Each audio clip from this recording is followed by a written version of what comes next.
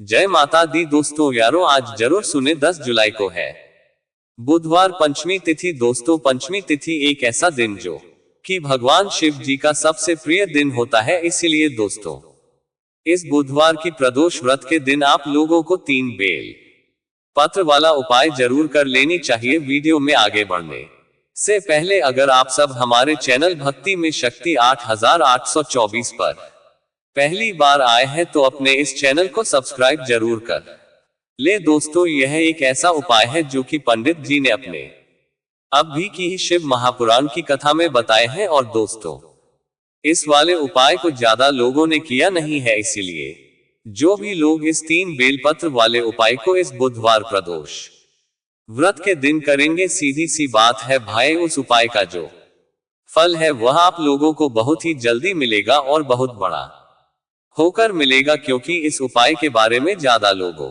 को पता नहीं है। इसलिए दोस्तों, आप लोगों को भी यह उपाय 10 जुलाई बुधवार पंचमी तिथि के दिन जरूर कर लेनी चाहिए। दोस्तों, इस दिन को आप लोगों को अपने हाथ से बिल्कुल भी नहीं जाने देना चाहिए। दोस्तों, अगर आप लोग अपने घर धन प्राप्ति चाहते हो, आप लखपति बनना चाहते हो, करोड़पति बनना चाहते हो, आप चाहते हो कि आपके घर में पैसा आता रहे, कभी भी पैसा आना बंद ना हो, तो दोस्तों आप लोगों को इस बुधवार पंचमी तिथि 10 जुलाई 2024 के दिन पड़ने वाली है। इस दिन 3 बेलपत्र वाला उपाय जरूर करना चाहिए। दोस्तों, इस उपाय को करने से आपके जीवन में कितनी भी समस्या क्यों ना हो, वह सारे समस्याओं का अंत हो जाएगा। आपके घर में धन नहीं आता है, धन आता भी है तो वह टिकता नहीं है, या फिर और भी कई प्रकार की समस्या आपके जीवन में चली आ रहा है। इसका एक ही कारण है, आपके घर में कोई ना कोई दोष है, चाहे वह पितृ दोष हो सकता है या मंगल दोष हो सकता है या फिर और भी कई प्रकार के दोष हो सकता है। लेकिन अगर आप इस उपाय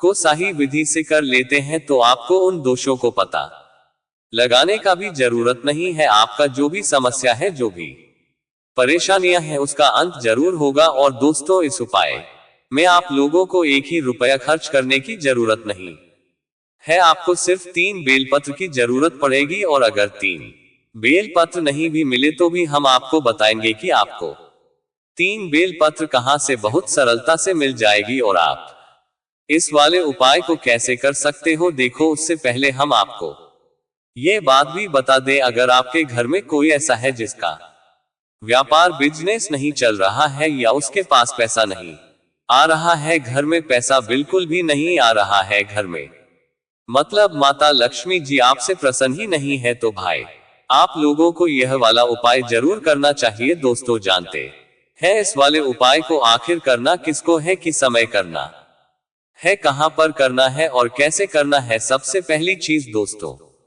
हम लोग यही समझते हैं कि इस वाले उपाय को आखिर करना किसको है, तो देखो, इस 3 बेलपत्र वाले उपाय को इस बुधवार पंचमी तिथि के दिन आप लोगों को किसको करना है, घर की जो बड़ी माता बहनें होती हैं, उन माताओं बहनों में से किसी भी एक माता बहन को इस वाले उपाय को करना है। अगर किसी कारण वश घर में माता बहनें इस उपाय को ना कर पा रही हो या वह उपस्थित ना हो, तो भाई घर का जो बड़ा पुरुष है वह भी यह 3 बेलपत्र वाले उपाय को इस बुधवार पंचमी तिथि के दिन कर सकता है। इस बात का आप लोगों को ध्यान रखना है। उसके बाद में दोस्तों, अब बात करते हैं कि इस 3 बेलपत्र वाले उपाय को आखिर हमें करना के समय है, सुबह के समय करना है कि शाम के समय करना है। तो देखो, आप सभी लोग जानते हो, प्रदोष व्रत जो होता है ये भगवान शिव जी का सबसे प्रिय दिन होता है, और इस दिन का एक प्रिय समय भी होता है जो कि शाम का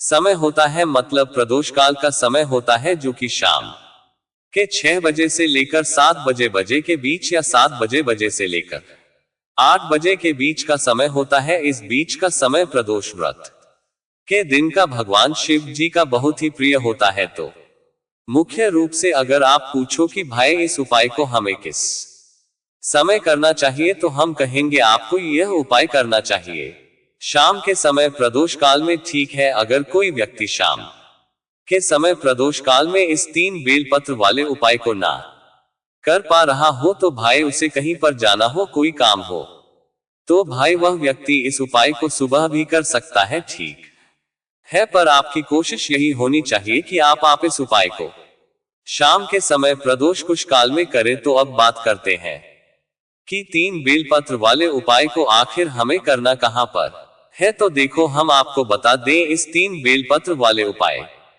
को आपको 2 जगह पर करना है, ठीक है। पहला तो भगवान शिव जी के मंदिर में, और दूसरी जो जगह होगी वह होगी बेलपत्र का पेड़ है। ना सिर्फ ये 2 जगह होंगी जहां पर आपको इस 3 बेलपत्र वाले उपाय को करना है, 2 उपाय नहीं है, एक ही उपाय है, पर होंगे ये 2 जगह पर, जो कि हमने आपको बता ही दिया है। तो इसके बाद में दोस्तों अब हम समझते हैं कि इस 3 बेलपत्र वाले उपाय को आखिर आपको करना कैसे है। तो देखो, सबसे पहली चीज यहां पर यह निकल कर आती है कि भाई ये 3 बेलपत्र अगर हमें मिल जाती है तो बहुत अच्छी बात है, और अगर आपने बहुत कोशिश की है लेकिन आपको इस उपाय के लिए बेलपत्र नहीं मिला है, तो आप लोगों को कुछ नहीं करना है। आप लोगों को इस उपाय को करने के लिए निकल जाना है। आपको उपाय सामग्री तो नहीं मिला है, लेकिन आप इस उपाय के लिए जो भी पूजन अर्चना करना चाहते हो वह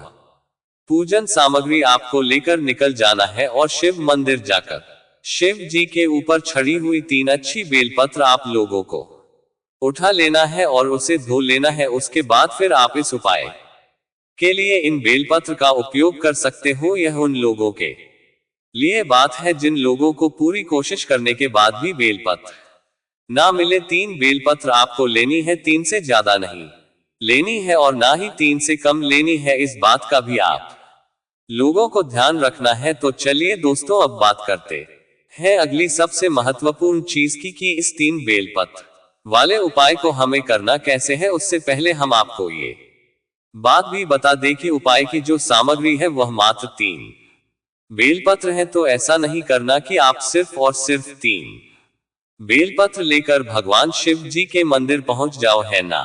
इसके साथ में आपको कुछ पूजन सामग्री भी जरूर लेकर जानी है, जैसा कि हमने पहले आपको बताया। तो दोस्तों, आप लोग इन उपाय सामग्री को तो लेंगे ही लेंगे, और उसके साथ में कुछ पूजन सामग्री भी लेकर जानी है। जैसे एक दीपक आप ले सकते हो। प्रदोष काल में तो जल नहीं चढ़ता है, वैसे इस पवित्र दिन का जो प्रदोष काल से पहले का जो समय होता है, इस समय आप लोग जल चढ़ा सकते हो, अन्यथा नहीं भी चढ़ा पाओ तो भाई शाम के समय आप लोगों को एक दीपक तैयार करना है। जो दीपक होगा किस चीज का, आप लोगों का आटे का होगा, ठीक है। मिट्टी का ले रहे हो तो नया दीपक लेना पड़ेगा।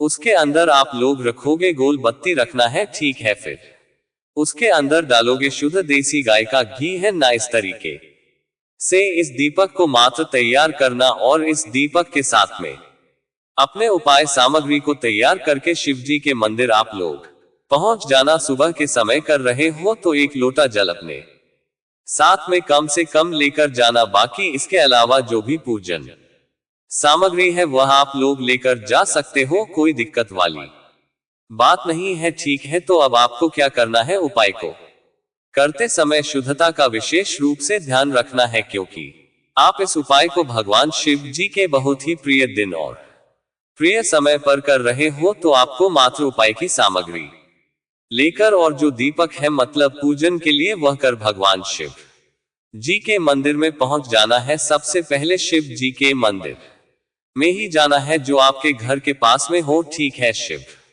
जी के मंदिर में जैसे ही प्रवेश करते हो, सबसे पहले भगवान शिव जी के दर्शन करना है। दर्शन करने के बाद दोस्तों, जो आप अपने साथ में दीपक लेकर आए हुए हो, वैसे मतलब शाम के समय अगर उपाय कर रहे हो तो पहले पूजन अर्चना करना है। सुबह भी जा रहे हो तो पहले जाकर जल चढ़ाव गौ पूजन अर्चना करोगे, उसके बाद ही उपाय करोगे, ठीक है। वैसे शाम के समय मुख्य रूप से हमने आपको बताया, तो शाम के समय पहले जाकर अपना वह दीपक चलाओगे अपनी माचिस से। उस दीपक को जो है भगवान शिव जी के शिवलिंग के पास में रखोगे, ज्यादा पास में मत रखना, भगवान शिव जी को आंच ना लगे, इतना दूरी बनाकर आप लोग रख देना, ठीक है। उस दीपक को जलाकर कर उसके बाद में आप भगवान शिव जी के शिवलिंग के पास में बैठ जाना। अपने तीनों बेल पत्र को तैयार करके रखना, 3 बेल पत्र को 3 जगह पर चढ़ाना है जो अब हम आपको बताते हैं।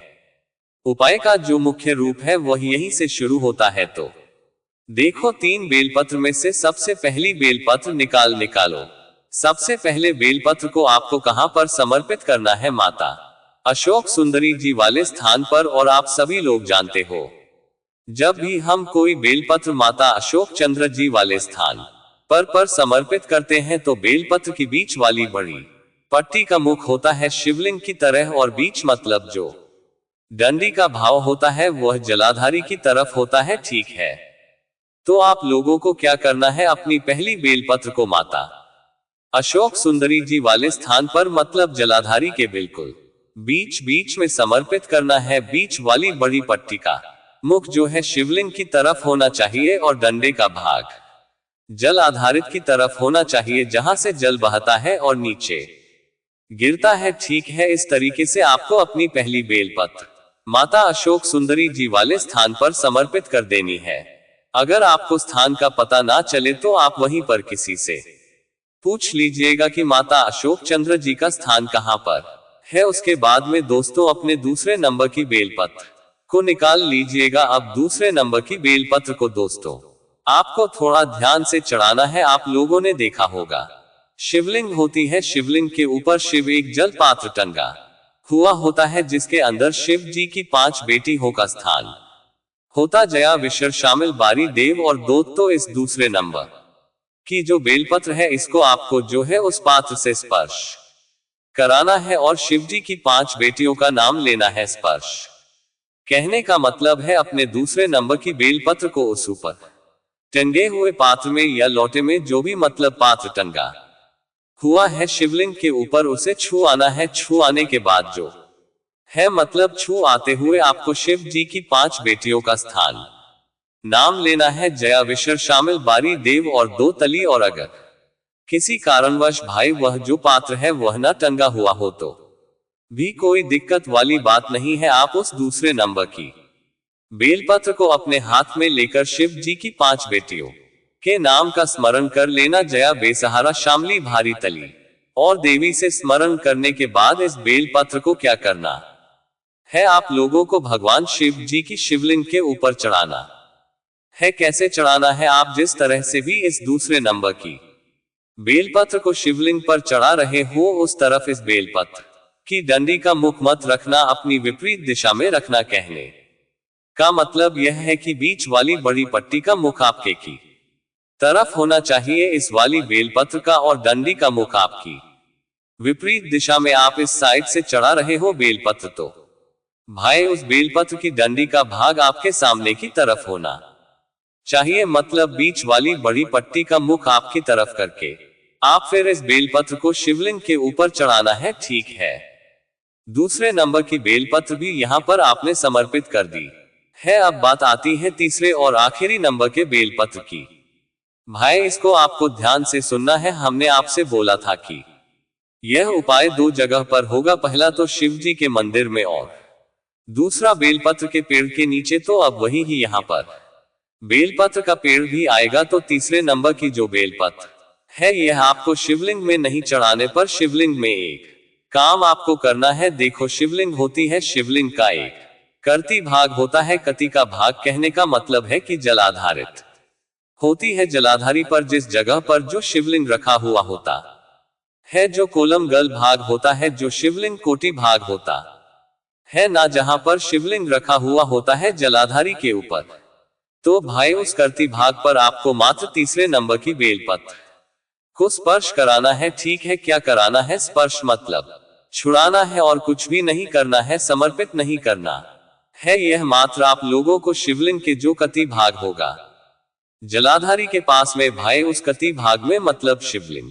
के इस तीसरे नंबर की बेलपत्र को आपको छुआ है, स्पर्श कराना है। और स्पर्श कराने के बाद इस बेलपत्र को लेकर सीधा आपको किसी भी बड़े वाले बेलपत्र के पेड़ के नीचे पहुंच जाना है। ठीक है, और बड़े वाले बेलपत्र के पेड़ के नीचे पहुंचकर आपको क्या करना है? अपनी यह जो बेलपत्र है इस बेलपत्र को आपको उस बेलपत्र के पेड़ के नीचे समर्पित कर देनी है। पर यहाँ पर भी ध्यान में रखने वाली बात यह है कि इस बेलपत्र की डंडी का मुख कहां पर होना चाहिए? बेलपत्र के पेड़ की तरफ। इस बात का ध्यान रखना है, ना बेलपत्र के पेड़ की तरफ इस बेला की डंडी का मुख करके आप समर्पित कर देना और भगवान से आप अपने घर में धन प्राप्ति के लिए प्रार्थना कर लेना। ठीक है। तीसरे नंबर की बेलपत्र को समर्पित करने के बाद विशेष रूप से आप लोग अपने घर में धन प्राप्ति के लिए प्रार्थना करना और भगवान से प्रार्थना करना कि आपके घर में कभी भी की पैसों की कमी ना आए और हमेशा आपके घर में धन बढ़ता ही चला जाए। तो दोस्तों 10 जुलाई 2024 बुधवार पंचमी तिथि के दिन आप लोगों को यह उपाय जरूर कर लेनी चाहिए। जय माता दी दोस्तों, यारों फिर मिलते हैं अगले वीडियो में। धन्यवाद।